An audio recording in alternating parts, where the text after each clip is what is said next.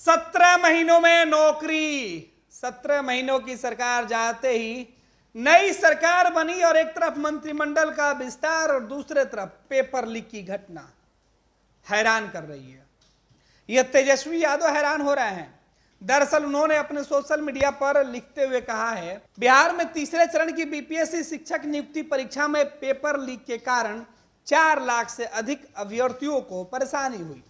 आखिर ऐसा क्या हुआ? हमने 17 महीनों में 4 लाख से अधिक नौकरियां दी।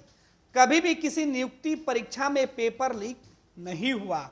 हमने केवल 70 दिन में 2 चरण में 2 लाख से अधिक शिक्षकों की नियुक्ति की।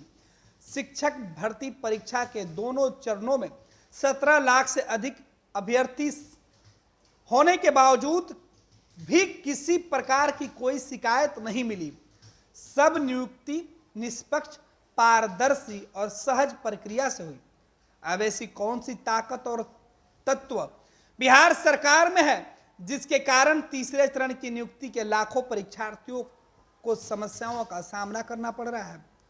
सनद रहे, तीसरे चरण में 1 लाख से अधिक शिक्षकों की नियुक्ति का नीतिगत निर्णय हमारे कार्यकाल में हमने कराया था।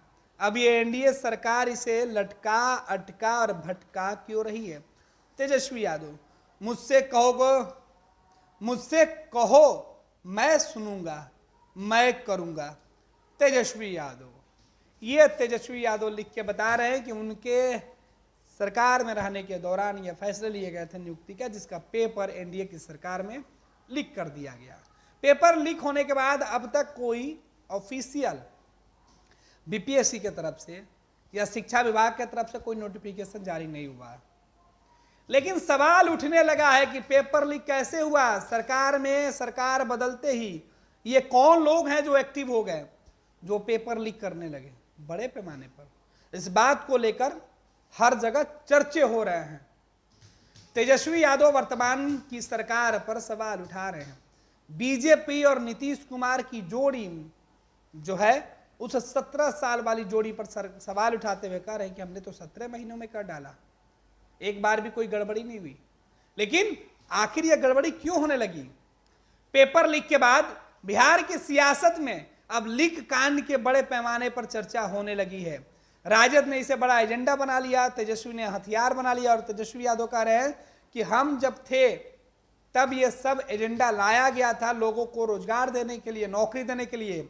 लेकिन राजद की सरकार जैसे ही हटी, गठबंधन की सरकार टूटी, अब लोगों की नौकरियां लटकाई जा रही है, भटकाई जा रही है, अटकाई जा रही है। यानी सरकार की जो मंशा है वो नौकरी देने की नहीं है। ये सीधे तौर पर तेजस्वी यादव कह रहे हैं। पैनोरमा ग्रुप, जो सोचता है वो करता है। ये लो मुंह मीठा करो, आज मैंने अपना जॉब छोड़ दिया, अब हम पूर्णिया वापस जाएंगे। जॉब छोड़ दिया है?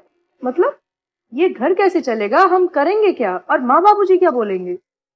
इसलिए मैं एक और मिठाई का डब्बा लाया। अपने बिजनेस के लिए लोन अप्रूव हो गया।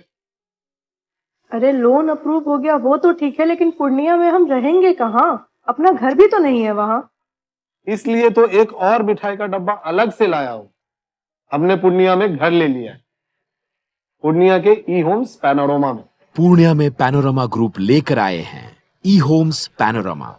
बड़ा घर, आलीशान जिंदगी और अत्याधुनिक सुविधाओं के संग। अरे अब क्यों मुंह मीठा करवा रही हो? क्योंकि हम घर वापसी जो कर रहे हैं। घर वापसी की खुशी पूर्णिया में ई होम्स पैनोरमा के संग। ई Homes Panorama, luxurious lifestyle redefined.